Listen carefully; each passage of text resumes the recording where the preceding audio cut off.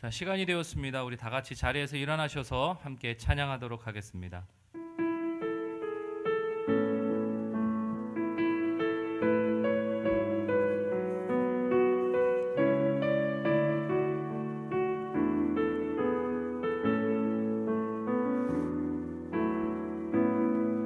하늘의 문을 여소서,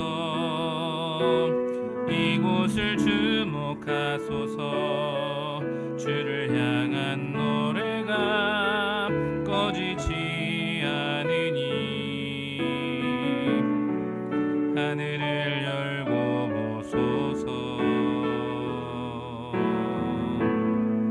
이곳에 임재하소서.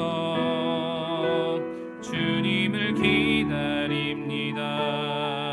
기도의 향기가 하늘에 닿으니 주여 임재하여 주소서. 이곳에 오셔서 이곳에 앉으소서. 이곳에서 드리는 예배를 받으소서. 주님의 이름이 주님의 이름만이 오직 주의 이름만 이곳에 있습니다.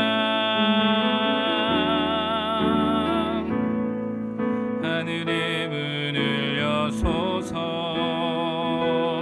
이곳을 주목하소서. 주를 향한 노래가 꺼지지 않으니 하늘을 열고 보소서. 이곳에 임재하소서. 주님을 기다립니다. 기도의 향기가 하늘에 닿으니 주여 임재하여 주소서. 이곳에 오셔서 이곳에 앉으소서. 이곳에서 드리는 예배를 받으소서. 주님의 이름이 주님의 이름만이 오직 주의 이름만 이곳에 있습니다. 이곳에 오셔서 이곳에 앉으소서. 이곳에서 드리는 예배를 받으소서. 주님의 이름이 주님의 이름만이 오직 주의 이름만 이곳에 있습니다. 사도신경으로 신앙 고백하겠습니다. 전능하사 천지를 만드신 하나님 아버지를 내가 믿사오며 그 외아들 우리 주 예수 그리스도를 믿사오니 이는 성령으로 잉태하사 동정녀 마리아에게 나시고 본디오 빌라도에게 고난을 받으사 십자가에 못 박혀 죽으시고 장사한 지 사흘 만에 죽은 자 가운데서 다시 살아나시며 하늘에 오르사 전능하신 하나님 우편에 앉아 계시다가 저리로서 산자와 죽은 자를 심판하러 오시리라. 성령을 믿사오며 거룩한 공회와 성도가 서로 교통하는 것과 죄를 사하여 주시는 것과 몸이 다시 사는 것과 영원히 사는 것을 믿사옵나이다. 아멘. 이 시간은 회개와 고백의 시간입니다. 하나님이 기뻐하시는 예배는 상한 마음과 통회하는 심령인 줄 믿습니다. 이 시간 성령님께서 깨닫게 하시는 잘못을 가지고 진실하고 정직한 마음으로 각자 참여하는 기도를 드리겠습니다. 기도하겠습니다. 하나님 아버지, 오늘도 예배의 자리로 하나님 우리를 인도하시고 불러주신다 감사합니다. 비록 코로나로 인하여서 교회에서 하나님을 예배할 수는 없지만 그래도 우리가 살아가고 있는 이 삶의 처소에서 함께 예배드릴 수 있게 하여 주시니 하나님 감사드립니다. 많은 사람들이 확진 판정을 받고 또 많은 사람들이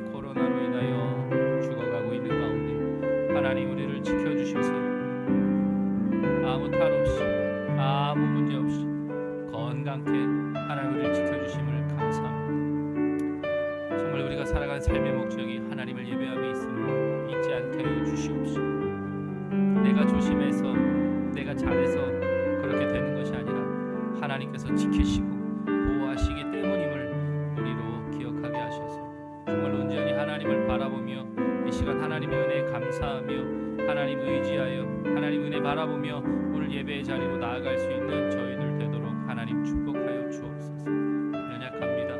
부족합니다. 하나님 앞에 내세울 수 있는 것 아무것도 없으나 하나님 우리를 먼저 사랑하셔서 우리를 구원하시고 은혜 베푸셨사오니 날마다 그 은혜에 의지하여 은혜 보좌 앞으로 나아가는 저희들 되도록 하나님 축복하여 주옵소서. 아버지, 이 시간 예배 가운데도 하나님 함께하여 주시고 신령과 진정으로 드린 예배가 되도록 하나님 축복하여 주옵소서.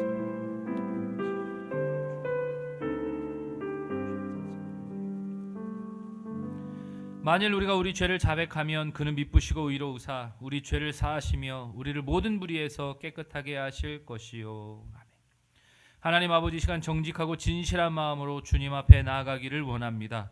주님의 긍휼하심으로 우리의 모든 허물을 사하여 주시고 우리를 회복시켜 주옵소서. 예수님의 이름으로 기도드렸습니다. 아멘. 자리에 앉아 주시기 바랍니다.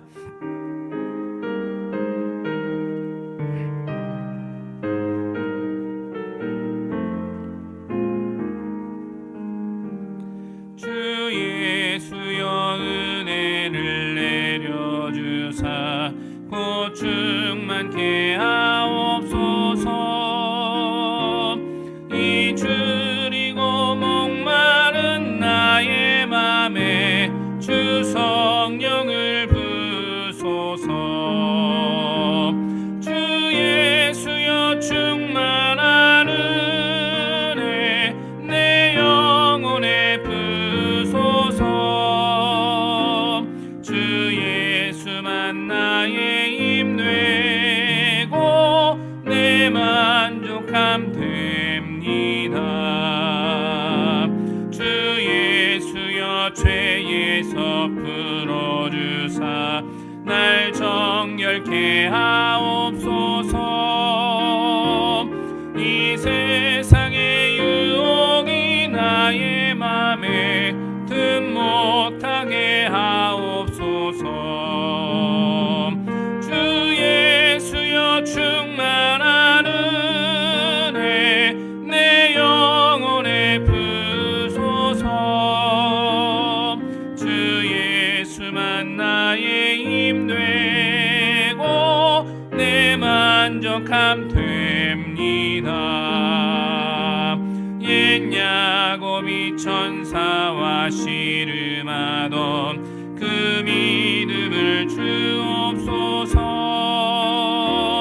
이 세상의 물결이 융융해도 날 평안케 하옵소서.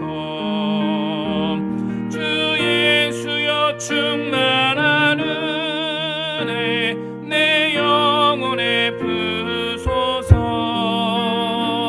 주 예수만 나의 힘되고 내 만족함 됩니다. 주 예수여 완전한 주의 사랑 나 받기를 원합니다. 그 사랑이 내 맘에 충만하여 날 기쁘게 하옵소서. 주 예수여 충만한 은혜 내 영혼에 부소서. 주 예수만 나의 힘되고 내 만족함 됩니다. 내 마음에 임하신 주의 성령 늘 계실 줄 믿습니다.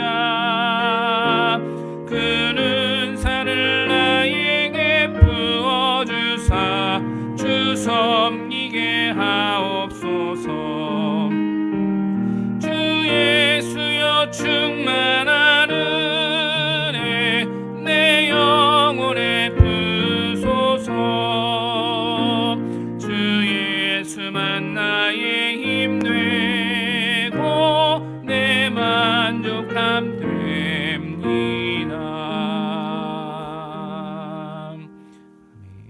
잠시 교회 소식 전하도록 하겠습니다. 사회적 거리두기 2단계가 계속 진행 중입니다. 내일 다시 단계 조정을 새롭게 한다고 합니다. 비대면 예배가 해제되면 화요일부터 새벽 예배를 다시 시작하도록 하겠습니다. 그리고 비대면이 해제되지 않는다 해도 주일 예배는 20명 미만으로 현장 예배를 드릴 수 있기 때문에 9시 30분, 11시에 본당에서 예배를 드리려고 합니다. 그래서 가까이 사시는 분들은 9시 30분에 오시고 멀리 사시는 분들은 11시 예배에 참석하시면 되겠습니다. 자세한 것은 주중에 다시 한번 공지하도록 하겠습니다. 환절기에 이렇게 저렇게 몸이 불편한 분들이 계십니다. 또 우리 김창영 집사님, 김순인 권사님, 전상래 집사님, 정명자 집사님 위해서 기도해 주시기 바랍니다. 나라와 민족을 위해서 기도해 주시기 바랍니다. 정치권이 하나 되어 이 어려운 시기들을 잘 해치고 나아갈 수 있도록 기도해 주시고 또 이 어려운 상황 가운데서 한국교회가 회복되어지고 또 한국교회가 빛이 되어지는 그런 역할을 감당할 수 있는 교회들이 될 수 있도록 그렇게 기도해 주시기 바랍니다. 자, 우리 이 시간 함께 나누실 하나님 말씀 시편 34편 1절에서 10절까지 말씀입니다. 시편 34편 1절에서 10절까지 말씀입니다. 제가 가지고 있는 성경책 구약 성경 825페이지 시편 34편 1절에서 10절까지 말씀입니다. 우리 한 절씩 교독하도록 하겠습니다. 내가 여호와를 항상 송축하며 내 입술로 항상 주를 찬양하리이다.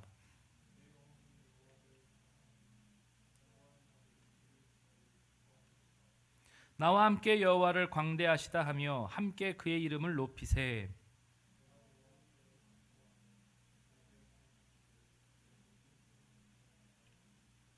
그들이 주를 앙망하고 광채를 내었으니 그들의 얼굴은 부끄럽지 아니하리로다.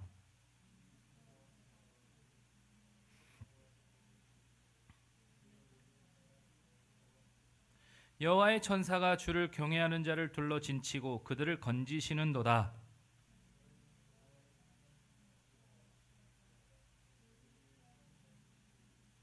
너희 성도들아 여호와를 경외하라. 그를 경외하는 자에게는 부족함이 없도다.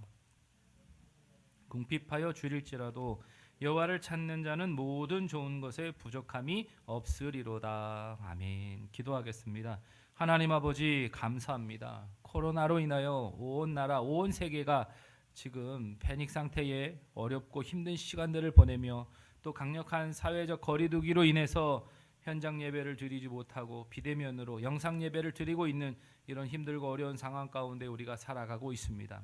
그러나 이러한 현실 앞에서 좌절하지 않게 하여 주시고 우리의 눈을 들어 하나님을 바라보게 하시며 이 모든 사건 배후에 하나님의 뜻이 있음을 우리로 깨닫게 하셔서 더욱 하나님을 바라보고 하나님을 신뢰하며 하나님께 나아가는 그런 저희들 되어줄 수 있도록 하나님 축복하여 주옵소서. 날마다 은혜 가운데 우리를 지켜주시고 우리와 함께 하시며 우리와 동행하시는 그 하나님의 은혜를 찬양합니다. 이 시간 하나님 말씀 듣기를 원합니다. 그 말씀이 우리의 삶의 기준이요 그 말씀이 내게 생명의 양식임을 깨닫고 그 말씀을 받고 그 말씀을 붙들고 우리의 삶 속에서 그 말씀으로 살아가는 저희들 되도록 하나님 축복하여 주옵소서. 감사드리며 예수님의 이름으로 기도드렸습니다. 아멘. 할렐루야. 할렐루야. 어떻게 잘 지내고 계십니까? 자, 이제 한 주만 더 기다리면 이제 예배실에 모여서 예배드릴 수 있는 날이 이제 올 것이라 생각합니다. 자, 한 주간 동안만 더 견디시고 우리 다음 주에 다시 웃는 모습으로 그렇게 만날 수 있었으면 좋겠습니다. 자, 오늘은 맛있는 맛이라는 제목으로 함께 하나님 말씀을 나누기를 원하는데요. 요즘 방송가를 휩쓰는 사람들이 있습니다. 그들은 바로 미스터 트롯의 탑 6 6명이지요. 한 명은 이제 군대를 가서 빠지게 되었지만 어쨌든 이 6명이 방송가를 지금 휩쓸고 있습니다. 사람들이 트롯에 맛이 들어서 방송가에 온통 트롯뿐이라는 것이죠. 예능이면 예능, CF면 CF, 음악방송이면 음악방송. 그런데 최근에 이들을 뛰어넘는 화제성을 가진 또 한 사람이 등장하였습니다. 그것이 바로 누구입니까? 나훈아 씨입니다.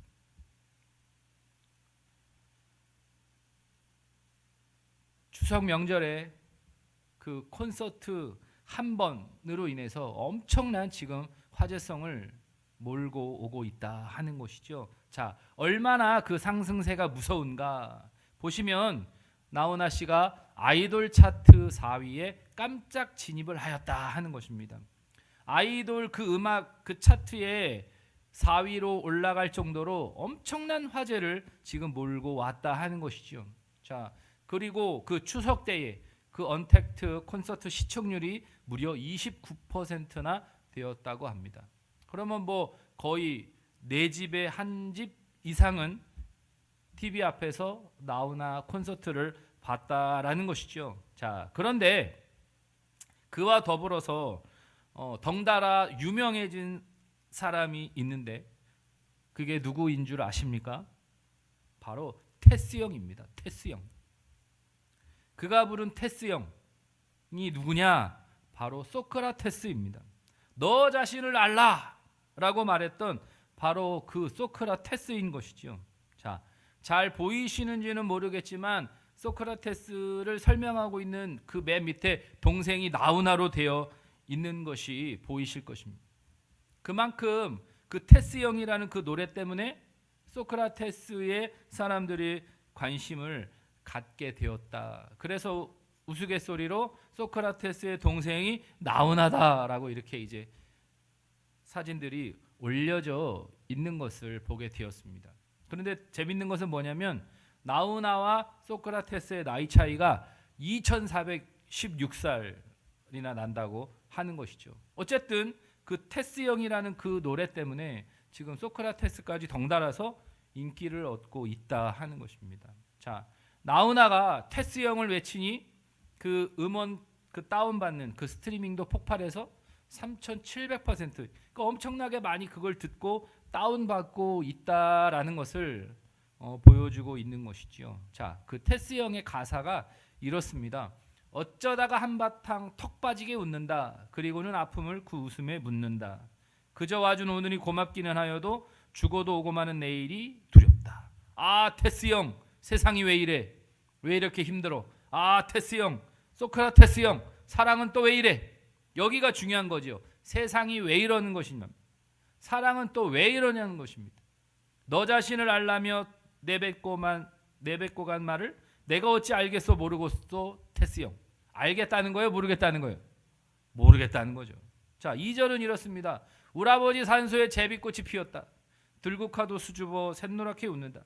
그저 피는 꽃들이 예쁘기는 하여도 자주 오지 못하는 날 꾸짖는 것만 같다. 아, 테스 형, 아프다 세상이 눈물 많은 나에게. 아, 테스 형, 소크라테스 형, 세월은 또 왜 저래? 먼저 가본 저 세상 어떤가요? 테스 형. 가보니까 천국은 있던가요? 테스 형. 후렴은 계속 아, 테스 형, 아, 테스 형, 아, 테스 형. 이렇게 이제 계속해서 가사가 반복되는 노래가 바로 테스 형입니다. 소크라테스에게 묻는 것이죠. 세상이 왜 이래? 왜 이렇게 힘들어? 사랑은 또 왜 이래? 세상이 참 아프다. 세월은 또 왜 저래? 그렇게 테스 형한테 묻고 테스 형을 부른들 그에 대한 답을 얻을 수 있겠냐 말이에요. 나훈아 씨가 그 콘서트에서 이렇게 말합니다. 테스 형한테 물어봤다는 거예요. 그랬더니 난 아무것도 모른다 이러더라는 거죠. 자, 아무리 똑똑한 철학자라 한들 뭘 알겠느냐는 것입니다. 그러니 너 자신을 알라 이렇게 말한 것 아니겠습니까? 자, 그 나훈아 씨의 그 한마디 말에 정치권이 들썩거리고 있습니다. 그 말이 무엇입니까? 국민 때문에 목숨을 걸었다는 왕이나 대통령은 한 명도 본 적이 없다. 나라를 지킨 것은 바로 국민 여러분들이다라는 것입니다. 자, 콘서트 현장에서 이런 말을 했어요. 그의 말에 국민의힘이 들고 일어나서 여권을 비방합니다. 그러자 여권에서는 왜곡하지 말라고 나섭니다. 자, 생각해 보십시오. 참으로 웃기지 않습니까?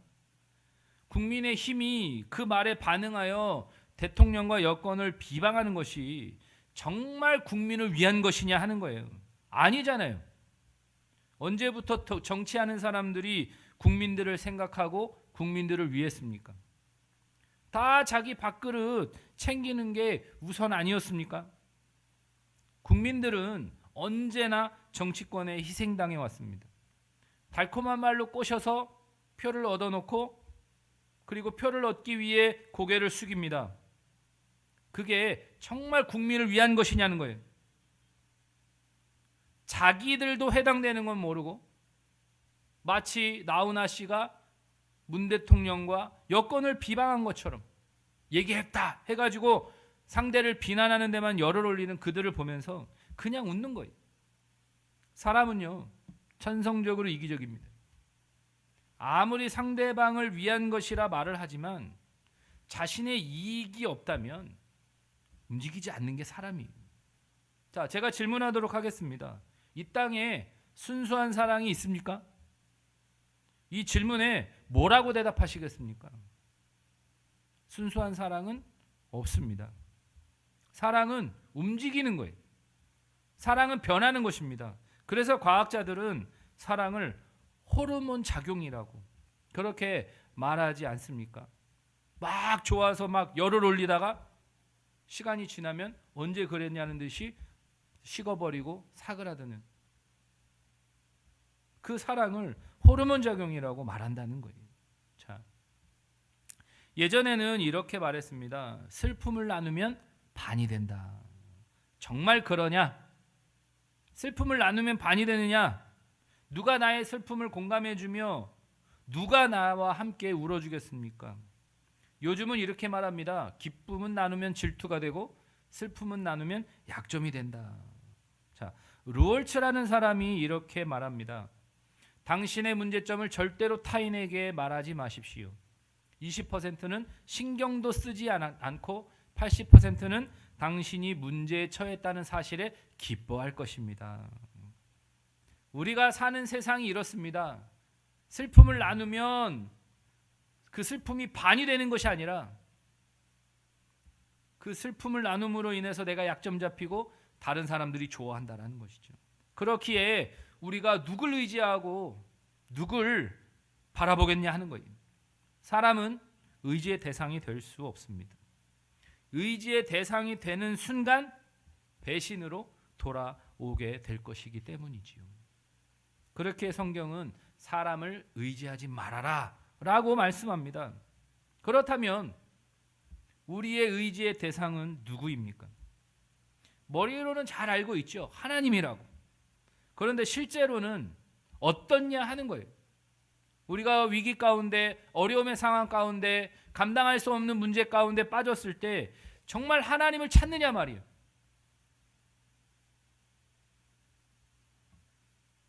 아니지요. 머리로는 하나님을 찾아야 된다는 건 알지만 실제로 그런 상황 가운데 빠지게 되면 우리는 사람을 의지하려고 하는 것이죠.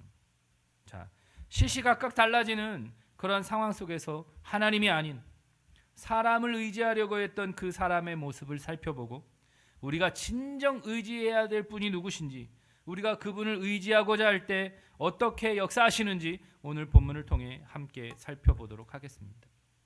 우리가 함께 읽은 시편 34편은 바로 표제가 이렇게 되어 있습니다. 다윗이 아비멜렉 앞에서 미친 채 하다가 쫓겨나서 지은 시라는 것이죠.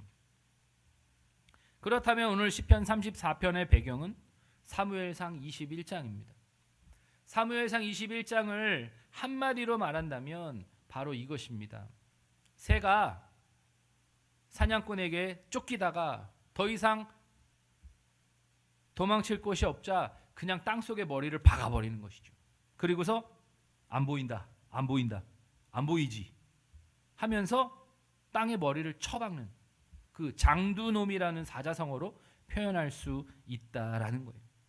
사무엘상 21장에 등장하는 다윗의 모습이 바로 이와 같다 하는 것입니다. 자, 골리앗과의 싸움 이후에 승승장구합니다. 사울은 천천히요, 다윗은 만만이라 하는 그 여인들의 노래에 사울의 눈이 뒤집어지는 것이죠. 그의 멘탈이 산산조각 나버리고 질투심에 사로잡혀 다윗을 죽이려고 하는 것이죠. 그러나 그 모든 시도들이 다 실패하고 맙니다.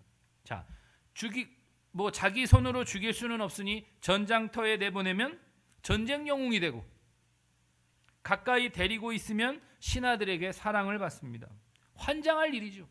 그렇다고 다윗을 내 손으로 대놓고 죽일 수는 없다라는 거예요. 그러면 너무 자신이 우스워지잖아요. 그래서 딸을 볼모로 삼아 다윗을 죽이려고 하지만 그것도 실패합니다. 그러자 본격적으로 다윗을 죽이기 위해 일을 꾸밉니다.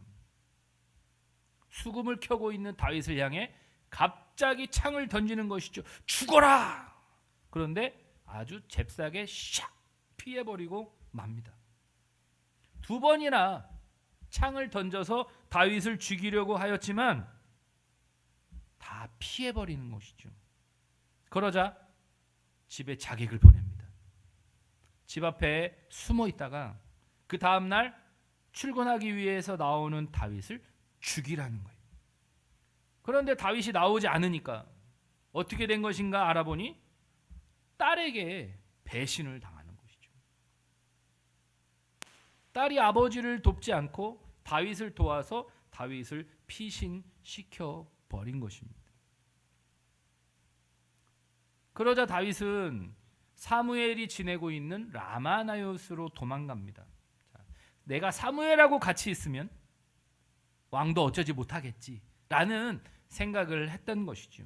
그런데 이미 눈이 뒤집어진 사울이 그걸 신경 쓰겠습니까? 어림도 없다라는 것이죠. 사울이 다윗을 잡기 위해 군대를 보냅니다. 그랬더니 군대가 라마나옳 근처에서 예언을 하게 되는 거예요.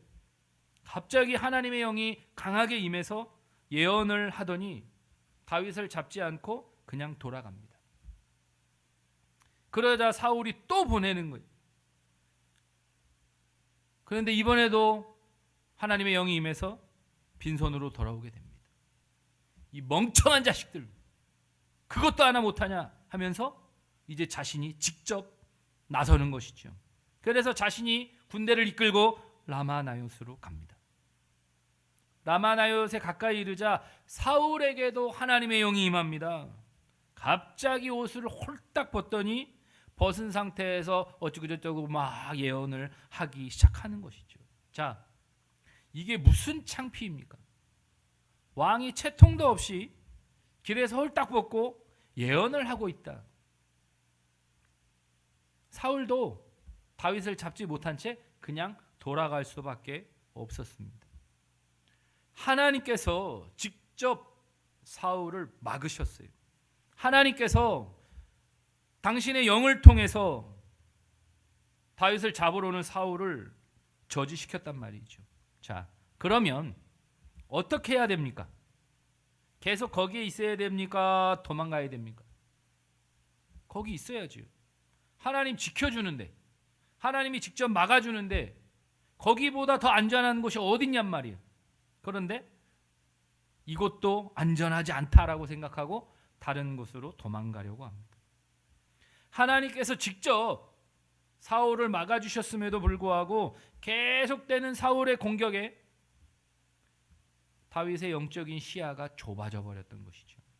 영적인 농내장에 걸려 버린 것입니다. 시야가 좁아져서 하나님은 안 보이고 사울만 보이는 것입니다. 어떻게든 내가 살아야 되겠다. 살고 싶은 마음에 그가 한 선택이 무엇이냐? 호랑이 굴로 들어가게 된다 하는 것입니다. 그냥 땅에다 머리를 박아버린 것이죠. 그것도 골리앗의 칼을 들고 골리앗의 고향으로 들어갑니다. 호랑이 굴에 들어가도 정신만 바짝 차리면 산다라는 속담이 있는데 이미 정신이 나가버렸어요. 뭐가 뭔지, 뭐가 옳은 건지, 뭐가 잘못된 건지 판단도 할 수 없는 그 상태에서 호랑이 굴로 들어가 버립니다. 그러니 그곳에서 어찌 살아남을 수 있겠습니까? 그런데 아기스 왕은 다윗을 반겨주었습니다. 대단한 용사 아니에요? 자기보다 키도 훨씬 크고 온몸으로 무장한 골리앗을 한 방에 때려 눕힐 정도의 실력을 가지고 있는 그런 장수, 자신에게 제일 골치 아픈 그 다윗이 자기 편이 되겠다고 왔으니 어찌 그를 반기지 않을 수 있겠냐 말이. 그런데 신하들이 그를 반대하고 나섭니다. 느닷없이 사울은 천천히요 다윗은 만만이라 한 그 다윗이 아닙니까? 라고 말하는 거예요. 골리앗과의 싸움 이후에 이스라엘로 돌아왔을 때 불렀던 그 노래를 다시금 떠올리는 것입니다. 이스라엘 여인들이 불렀던 그 노래를 블레셋 신하들이 어찌 알았을까요? 신기한 일이죠. 어쨌든 그 노래 때문에 좋던 분위기가 심상치 않게 돌아가는 것을 직감하게 된 것입니다. 그래서 갑자기 미친 연기력을 선보이기 시작합니다. 흐느적거리면서 침을 질질 흘리는 겁니다. 자, 연기는 지금 하고 있지만 속으로는 얼마나 비참했겠습니까? 내가 이렇게까지 하면서 살아야 되나? 사는 게 정말 힘들다. 그러면서도 살기 위해서 그 위험 속에서 벗어나기 위해 미친 사람 연기를 하고 있는 거예요. 불행 중 다행인 것은 블레셋 왕을 비롯한 신하들이 다윗이 미쳤다고 믿은 거예요. 갑자기 멀쩡하던 사람이 미친 사람 행동을 하면 저거 거짓이다, 저거 쇼다라고 생각할 수도 있는데 미친놈으로 다 믿어버리는 거예요. 그래서 한순간에 미친 사람 취급을 받으며 궁에서 쫓겨나게 되었습니다. 그 충격적인 사건 이후에 기록한 시편이 바로 시편 34편입니다. 그 시편 34편을 통해 그가 하나님을 어떻게 고백하고 있는지를 우리가 함께 살펴보고자 하는 것입니다. 자, 우리 1절 말씀 함께 읽도록 하겠습니다. 시작. 내가 여호와를 항상 송축하며 내 입술로 항상 주를 찬양하리이다. 자, 느닷없이 하나님을 찬양합니다 라고 고백하고 있는 것이죠. 인생에서 제일 비참한 시기를 지내놓고서 하나님을 찬양합니다, 하나님을 찬양하겠습니다 라고 고백하고 있는 것이죠. 이게 대체 무슨 일입니까? 어떻게 이런 고백이 가능한 것일까요? 엄청난 깨달음을 얻게 되었기 때문입니다. 바로 앞에서 자신이 했던 그 일들이 얼마나 어리석고 멍청한 짓이었는지를 깨달았던 것이죠. 얼마나 부끄러웠을까요? 블레셋 사람들 앞에서 미친 사람 연기를 하며 그들에게 미친 사람 취급을 당하며 비웃음과 조롱을 당했던 그 부끄러움과는 전혀 다른 차원의 부끄러움입니다. 하나님 앞에서 내 모든 것이 발가벗겨진 채 아무것도 숨길 수 없는, 그냥 내 모든 것이 다 드러나 버리는 그런 충격을 받은 것이죠. 그런데 그것이 하나님의 은혜였음을 깨닫게 된 것입니다. 그 은혜를 깨달았기 때문에 하나님을 찬양할 수 있었던 것이죠. 우리 성도님들, 이런 경험해 보셨습니까? 정말 창피하고 쥐구멍에라도 숨고 싶을 만큼 부끄러웠던 그 일이 오히려 나를 더 겸손하게 만들고 하나님 앞으로 나아가게 만들어 주었던 그런 일들 말입니다. 다윗은 그동안 잊고 있었습니다. 하나님께서 지켜주고 계셨던 것을. 눈앞에 있는 사울로 인해 하나님이 보이지 않자 스스로 자구책이라고 생각해낸 것이 오히려 자신을 위기에 빠뜨리는 행동이 되었고, 그 비참한 그 일로 인해 하나님의 은혜를 깨닫고 오히려 하나님을 항상 찬양하고 높이겠다고 다짐하고 있는 것입니다. 그렇습니다. 은혜 받은 자의 특징은 하나님을 찬양하는 것입니다. 교만한 자는 절대로 하나님을 찬양하지 않습니다. 아니요, 할 수 없습니다. 그러나 은혜 받은 자는 하나님을 찬양합니다. 나 같은 사람에게 이런 놀라운 은혜를 허락하신 하나님을 어찌 찬양하지 않을 수 있겠느냐 하는 것입니다. 자, 그렇다면 다윗이 했던 그 찬양의 내용이 뭐냐 하는 것입니다. 자, 우리 2절 말씀 함께 읽어보도록 하겠습니다. 시작. 내 영혼이 여호와를 자랑하리니 곤고한 자들이 이를 듣고 기뻐하리로다. 찬양의 내용은 하나님을 자랑하는 거예요. 하나님 좋으신 분이라고 마구마구 떠벌리는 것입니다. 이것이 바로 찬양 아닙니까? 찬양은 하나님 대단하십니다, 하나님은 좋으신 하나님이십니다 라고 선언하는 것, 선포하는 것, 그것이 바로 찬양입니다. 그렇게 하나님을 찬양하고 높이고 자랑함으로 인하여 생기는 결과가 뭐냐? 곤고한 자들이 이를 듣고 기뻐한다 하는 것입니다. 자, 곤고한 자들이 누구냐? 바로 불쌍하고 가련한 사람들. 이들이 다윗의 찬양을 듣고 기쁨을 얻는다는 것입니다. 어떻게 이런 일이 가능합니까? 하나님께서 행하신, 하나님께서 이루신 그 일들을 듣기 때문입니다. 복음은 기쁜 소식입니다.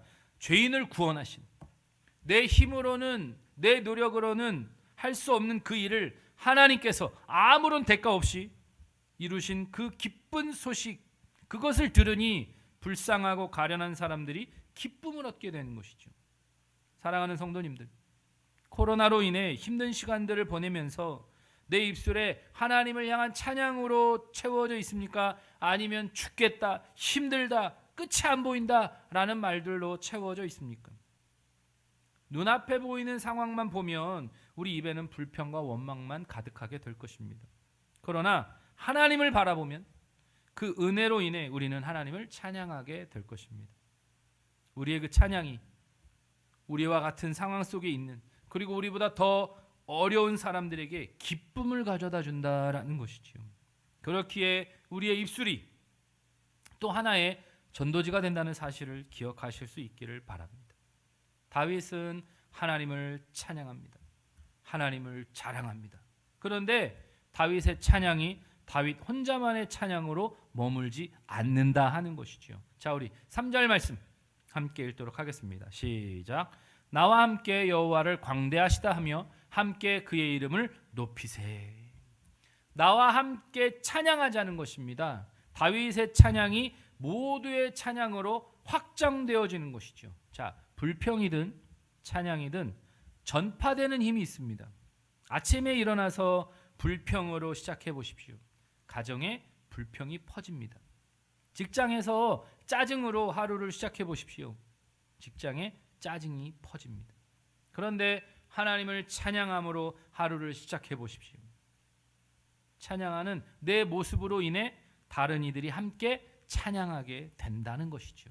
우리 같이 찬양합시다도 중요하지만 내가 먼저 찬양하는 자로 서게 될 때 나와 함께 있는 사람들이 하나님을 찬양하게 된다 하는 것입니다. 그렇다면 그가 하나님을 찬양하고 하나님을 높이는 그 이유가 무엇인가 하는 것이죠. 그냥 무턱대고 칭찬하고 찬양하고 높이는 것이 아니라 찬양에 분명한 이유가 있었다 하는 것입니다. 자, 우리 4절 말씀 함께 읽도록 하겠습니다. 시작. 내가 여호와께 간구하매 내게 응답하시고 내 모든 두려움에서 나를 건지셨도다. 하나님께 간구하였더니, 하나님께 부르짖었더니 하나님께서 응답하셨다라는 것입니다. 그 응답하셨기 때문에 내가 하나님을 찬양한다는 것이지요. 자, 모든 두려움입니다. 모든 두려움. 다윗이 하나님을 바라보았을 때는 거인 골리앗도 문제가 되지 않았습니다. 그런데 하나님을 잃어버리니까 사울이 골리앗보다 더 무서운 존재가 되어버렸습니다. 느닷없이 나를 집어삼킬 것 같은 그 두려움이 그를 사로잡았던 것입니다. 자, 베드로도 마찬가지입니다. 주님을 바라보았을 때는 풍랑 위를 걸을 수 있었습니다. 그런데 베드로가 주님이 아닌 바람과 출렁이는 파도를 보았을 때는 점점 물속으로 빠져 들어갔습니다. 그러나 예수님께서 베드로를 물속에서 구원해 주셨지요. 마찬가지로 하나님께서 다윗을 구원해 주셨습니다. 모든 두려움으로부터 다윗을 구원해 주셨습니다. 짐승 같은 사울뿐만 아니라 다윗의 모든 대적들로부터 다윗을 구원해 주셨습니다. 또한 하나님은 다윗을 구원해 주실 뿐만 아니라 다윗을 부끄럽게 하지 않으셨다고 고백하고 있습니다. 자, 5절 말씀해 보면 그들의 얼굴은 부끄럽지 아니하리로다. 주를 바라보고 주님을 바라봄으로 인해 기쁨이 가득한 그러한 사람들은 부끄러움을 당하지 않을 것이다 라고 말씀하고 있는 것이죠. 자, 다윗을 죽이려고 했던 사울의 시도는 실패하였고 결국 사울이 죽임을 당하게 되었습니다. 일평생을 미치광이처럼 살아가다가 비참한 죽음을 당하게 되었던 것입니다. 누가 그렇게 만드셨습니까? 하나님이 그렇게 만드셨습니다. 그러나 다윗은 하나님을 찾았고 하나님께 기도하였습니다. 자신이 그러한 삶을 통해 하나님의 구원하심을 경험하였기에 나와 같이 하나님을 찾고 하나님께 부르짖을 것을 권면하고 있는 것이죠. 사랑하는 우리 홍남제일교회 성도님들, 어떤 상황 가운데 있든지 하나님을 찾으십시오. 하나님께 부르짖으십시오. 하나님께서 들으시고 응답해 주실 것입니다. 우리의 작은 신음에도 응답하시는 하나님이 계심을 믿고 하나님을 찾으실 수 있기를 바랍니다. 그렇다면 우리가 하나님을 찾고 하나님께 부르짖을 때 하나님께서 어떻게 일하시는가 하는 것입니다. 자, 우리 7절 말씀 함께 읽도록 하겠습니다. 시작. 여호와의 천사가 주를 경외하는 자를 둘러 진치고 그들을 건지시는도다. 자, 여호와의 천사입니다. 여호와의 천사가 주를 경외하는 자를 몇 겹으로 둘러 진치고 그 어려움 가운데서 구원해 주신다라고 말씀하십니다. 다니엘서 6장에 보면 다니엘이 사자굴 속에 던져지게 됩니다. 밤새 사자들과 함께 있었지만 사자들이 다니엘을 해할 수가 없었어요. 밤새 사자들은 다니엘을 어떻게 할 수 없었습니다. 얼마나 약이 올랐겠느냐. 어떻게 그런 일이 가능하게 되었습니까? 주의 천사들이 다니엘을 둘러싸고 사자들이 다니엘 근처에도 오지 못하도록 만들어 주었기 때문이지요. 창세기 32장에 보면 야곱이 거부가 되어 이제 집으로 고향으로 돌아가려고 합니다. 그런데 고향으로 돌아감에 있어서 그를 두렵게 하는 것이 있었습니다. 그것은 바로 형 에서였습니다. 형이 받아야 될 축복을 가로채서 도망왔는데 그 형이 나를 받아줄 것이라는 확신이 없었던 거죠. 두려운 마음을 가지고 이제 고향으로 돌아가게 되는데 야곱이 하나님의 천사들을 만나게 됩니다. 그게 바로 마하나임, 하나님의 군대이지요. 하나님의 군대가 야곱을 기다리고 그를 만나게 되었던 것입니다. 이게 뭘 의미하느냐? 하나님의 군대가 너와 함께 할 것이니 형 에서를 두려워하지 말아라는 거예요. 자, 그거에 대한 결론은 우리가 너무나 잘 알고 있습니다. 다리 한쪽을 잃었지만 형과의 극적인 화해를 이루게 되었습니다. 다리 하나 잃었다고 해서 실패한 것입니까? 아니죠. 하나님께서 구원해 주신 것입니다. 결국 극적인 화해를 이루기 위해 야곱을 도망 못 갈 상황으로 만들어 놓고 하나님이 야곱을 밀어 넣으셨던 것을 우리는 보게 되는 것이죠. 자, 그렇다면 하나님을 경외하는 자를 여호와의 천사가 진을 치고 그곳으로부터 구원하신다고 하셨는데, 그렇다면 하나님을 경외하는 것은 무엇을 의미하는 것일까요? 그것은 바로 여호와께 간구하는 것이고 여호와께 부르짖는 것입니다. 위기의 상황 속에서 오직 하나님만을 바라보고 그분만을 의지하는 것입니다. 그것이 바로 하나님을 경외함의 실체입니다. 다윗은 숱한 위기 가운데서도 자신을 지켜주신 하나님을 경험했던 것이죠. 그렇기에 하나님께서 다윗을 지켜주셨고 위기로부터 구원해 주셨다 하는 것입니다. 그렇기 때문에 다윗은 성도들에게 말합니다. 맛보아라. 맛보아라. 자, 맛보라는 것입니다. 내가 맛을 본 것처럼 너희들도 맛보라는 것이죠. 자, 먹어본 사람만이 그 맛을 압니다. 먹어보지 않고 어찌 그 맛을 알 수 있겠느냐 하는 것이지요. 자, 무엇을 맛보라고 말합니까? 여호와의 선하심입니다. 하나님께서 선하시다라는 것을 맛보라는 것이죠. 자, 여호와의 선하심은 바로 굿입니다. 좋으신 하나님, 그 좋으신 하나님을 맛보라는 것입니다. 자, 맛있는 음식을 먹었습니다. 어떻습니까? 또 먹고 싶습니다. 먹고 났는데 또 먹고 싶다는 생각이 들지 않는 것은 맛있는 게 아닙니다. 저는 그래요. 예전에 행신에서 사역할 때 목사님께서 모밀국수 식당에 저희를 데리고 갔습니다. 딱 국물을 먹는 순간 육수 맛이 아주 기가 막히더라는 거죠. 그래서 저녁에 가족들을 데리고 또 갔다는 거 아니에요. 점심도 모밀국수, 저녁도 모밀국수. 저녁에 자려고 누웠는데 그 육수의 맛이 계속 입안에서 맴돌더라는 거예요. 그러니 또 가고 또 가는 것 아니겠느냐. 이게 맛있는 거예요. 그렇지 않으면 맛있다고 말할 수 없는 것입니다. 여호와의 선하심, 좋으신 하나님을 맛보라는 것입니다. 그 맛을 보면, 한번 그 맛을 보면 끊을 수가 없다는 거죠. 계속해서 그 맛을 찾고 또 찾게 된다는 거예요. 그러한 자들은 하나님이 아닌 다른 무언가에게 피하려고 하지 않게 되는 것입니다. 자신의 경험에서 나오는 고백 아닙니까? 사울을 피하려다가 죽을 뻔했습니다. 미친 척해서 겨우 빠져나오지 않았습니까? 적은 적의 친구라고, 사울과 블레셋의 사이가 좋지 않으니까 블레셋으로 피하려고 했던 것이죠. 그런데 블레셋은 다윗에게 피난처가 될 수 없었다 하는 것입니다. 그렇기에 여호와께 피하는 자가 복이 있다라고 말하고 있는 것이죠. 왜 그렇습니까?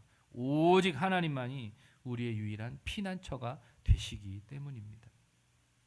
사람 의지하려다가 배신당하고 사람 믿었다가 배신당하는 일들이 얼마나 많이 있습니까?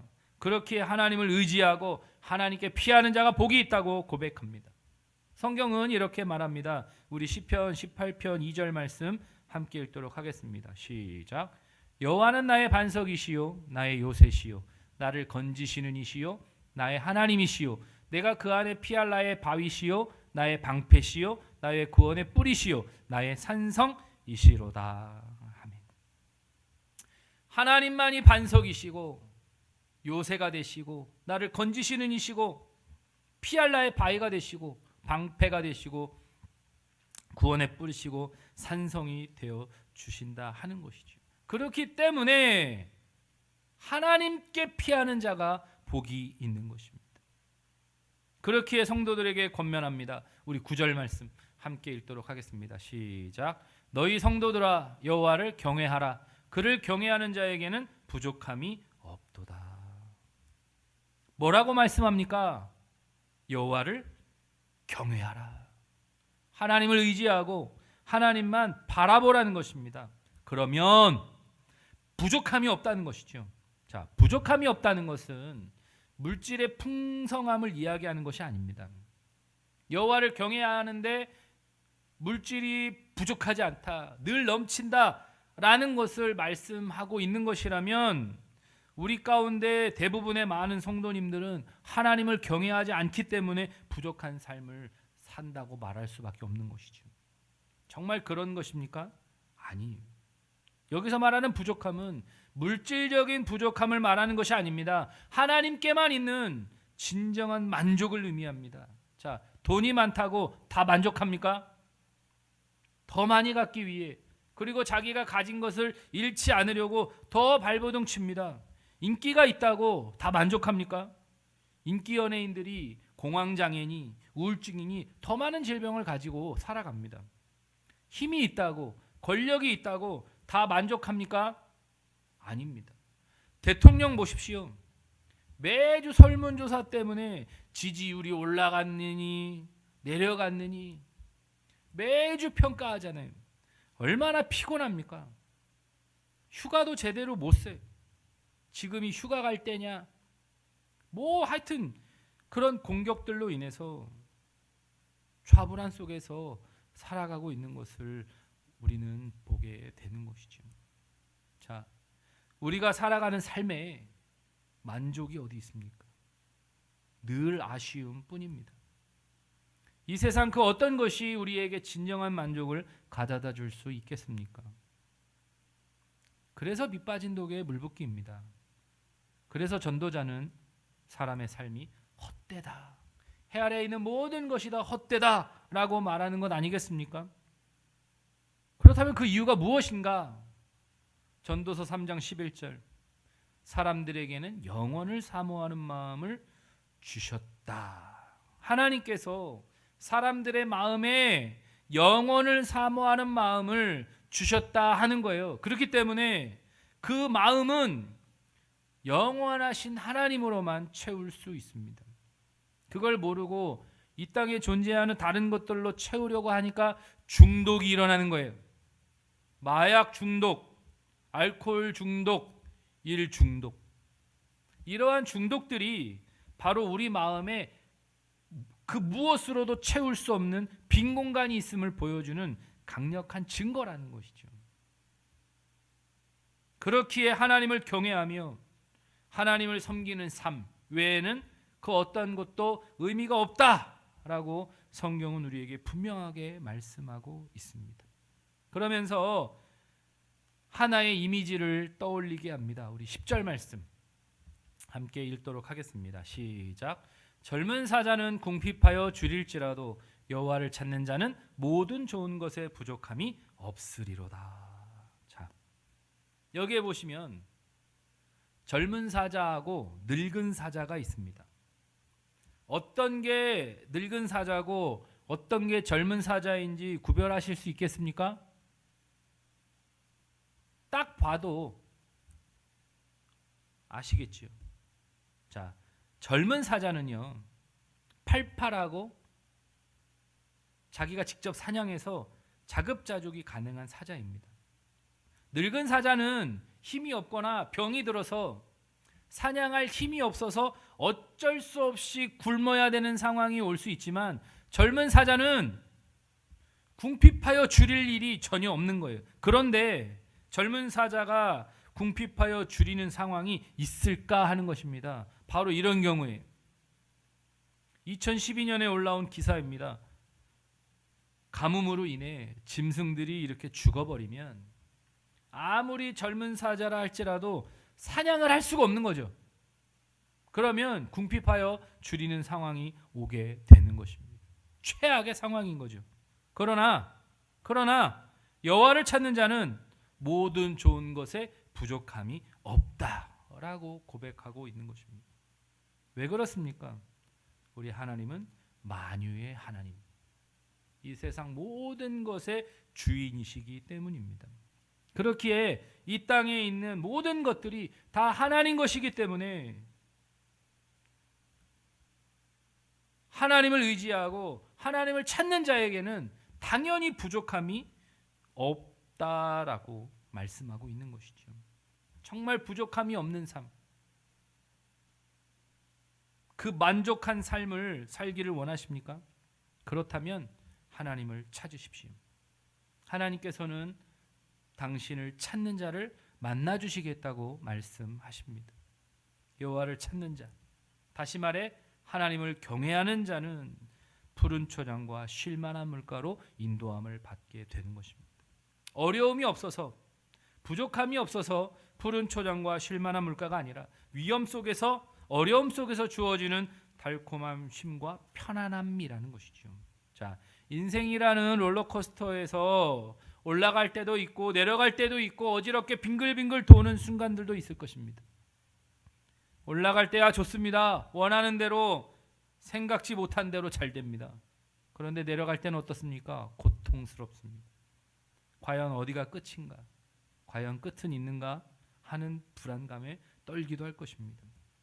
빙글빙글 돌 때는 정말 어지럽습니다. 뭐가 뭔지 하나도 모를 정도로 어지럽다는 것이죠. 그러나 이 모든 것들은 지나갈 것입니다. 그러한 상황 가운데서 우리가 잊지 말아야 할 것은 하나님을 찾아야 한다는 것입니다. 하나님을 찾고 좋으신 하나님의 맛을 알아야 우리는 계속해서 그 맛을 보고자 할 것입니다.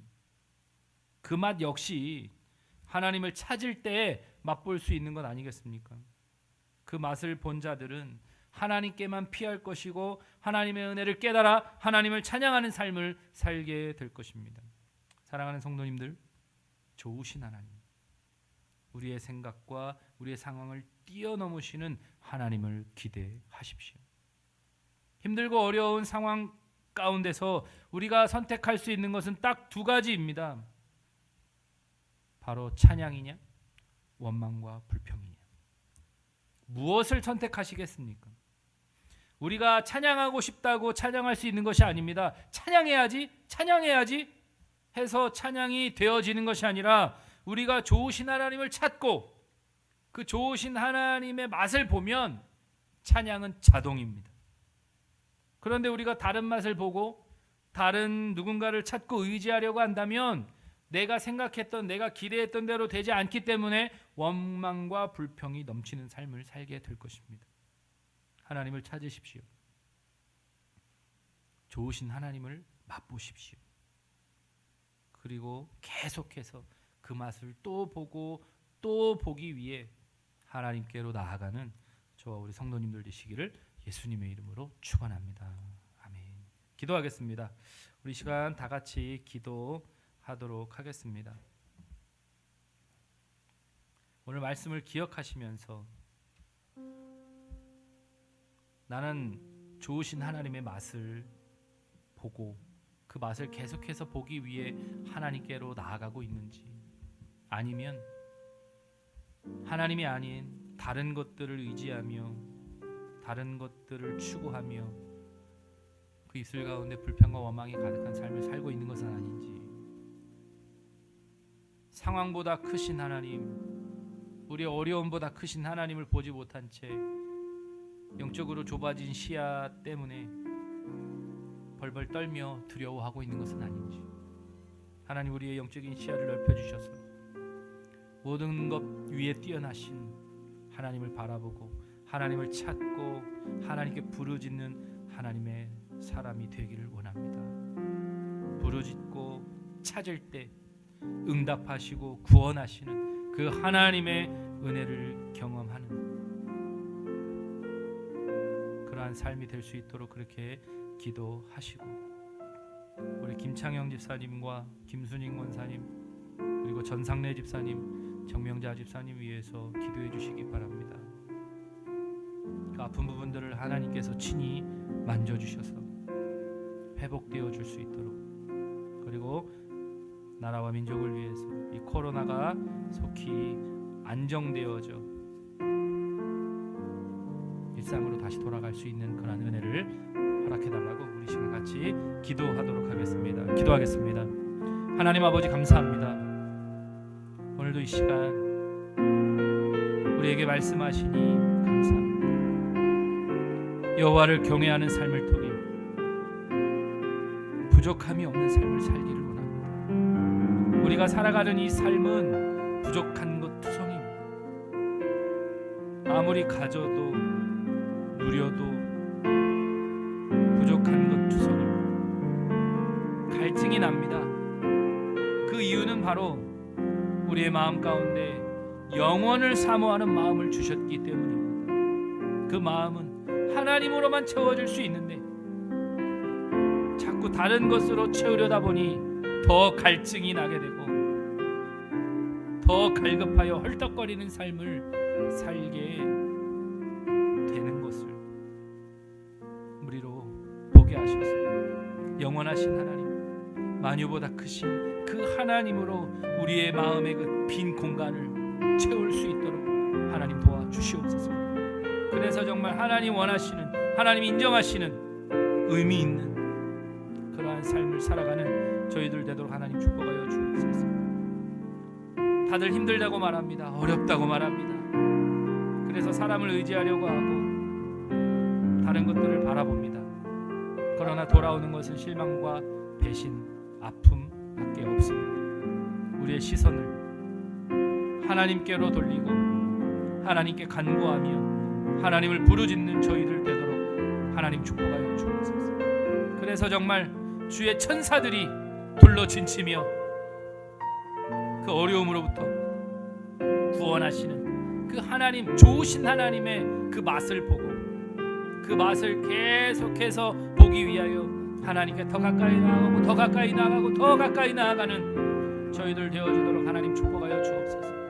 비대면 예배로 인하여 2달째 영상 예배를 드리고 있습니다. 이번 주가 이것으로 마지막이 될 수 있도록 하나님 도와주시고 다시금 교회 예배당에 나와 함께 하나님을 찬양하며 하나님을 높이며 하나님 바라보는 저희들 되어줄 수 있도록 하나님 축복하여 주시옵시고 우리 가운데 있는 연약한 환우들을 하나님 기억하셔서 불쌍히 여기시고 능력의 손으로 만져주셔서 회복되도록 하나님 축복하여 주옵소서.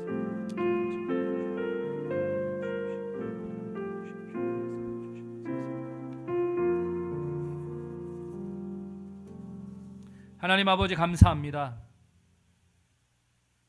눈앞에 보이는 어려움들로 인하여 영적인 시야가 좁아지고 어찌할 바를 몰라 이리저리 뛰어다니지만 결국 얻는 것은 아무것도 없이 실망과 배신감과 아픔으로 얼룩져 버리는 더 이상 그러한 삶을 살지 않도록 하나님 도와주시고 주를 경외하는 자들을 천사들로 둘러 어려움으로부터 구원하시는 그 하나님을 바라보고 그 하나님의 은혜를 경험함으로 그 맛을 알아 하나님께로 더욱더 가까이 나아가는 저희들 되도록 하나님 축복하여 주옵소서.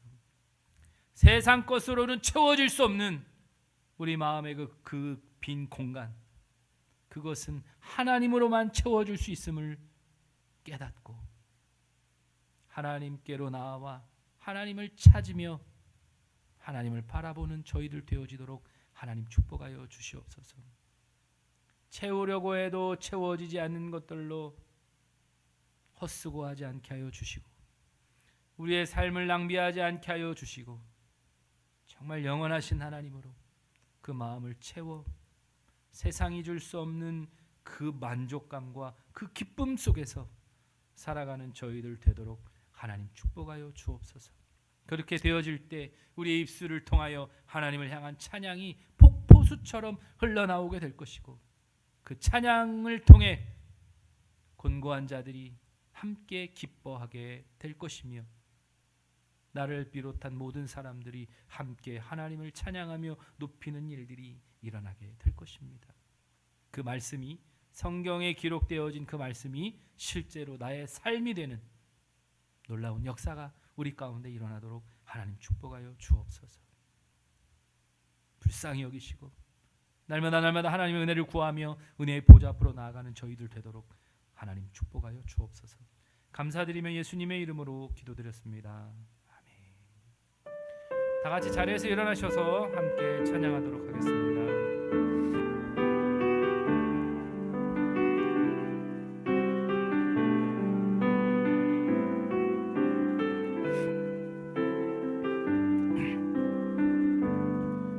나 표현 못해도 나 표현하리라. 나 고백 못해도 나 고백하리라. 나 할 수 없어도 나 하라 가리라.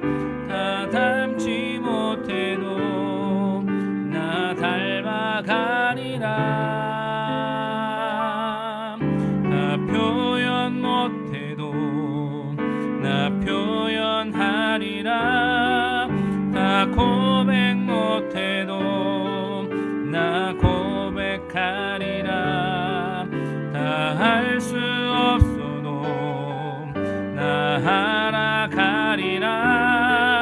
다 닮지 못해도 나 닮아가리라.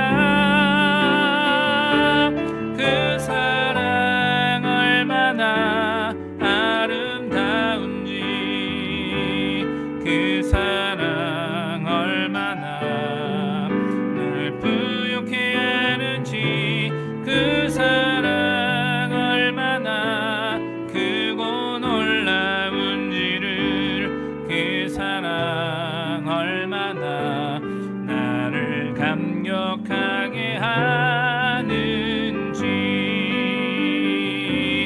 그 사랑 얼마나 아름다운지, 그 사랑 얼마나 날 부욕해 하는지, 그 사랑 얼마나 크고 놀라운지를, 그 사랑 얼마나 나를 감격하게 하는지.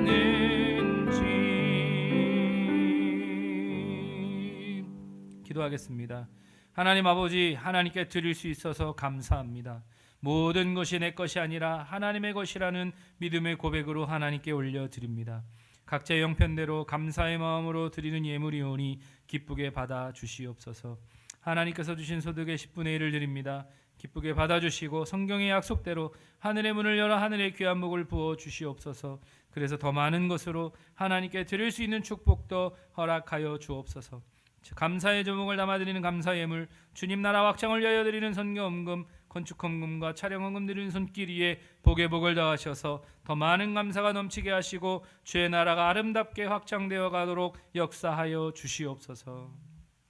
이제는 우리 주 예수 그리스도의 은혜와 하나님의 크신 사랑과 성령의 교통하심이, 여호와의 선하심을 맛보아 그 맛을 알기에 더욱더 하나님께 가까이 나아가며 하나님을 경외하고 하나님을 바라보며 하나님께로만 피하기로 결단하는 우리 사랑하는 주의 권속들 머리 위에 이제로부터 영원토록 함께 있을지어다.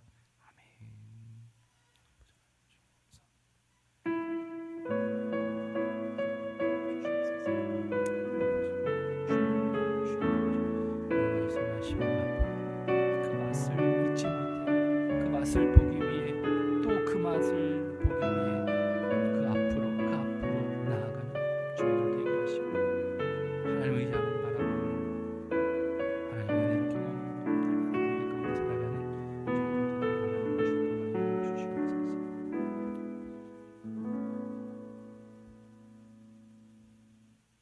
이것으로 예배를 마치도록 하겠습니다. 한 주간 동안 삶의 예배자로 승리하며 살아가실 수 있기를 바랍니다.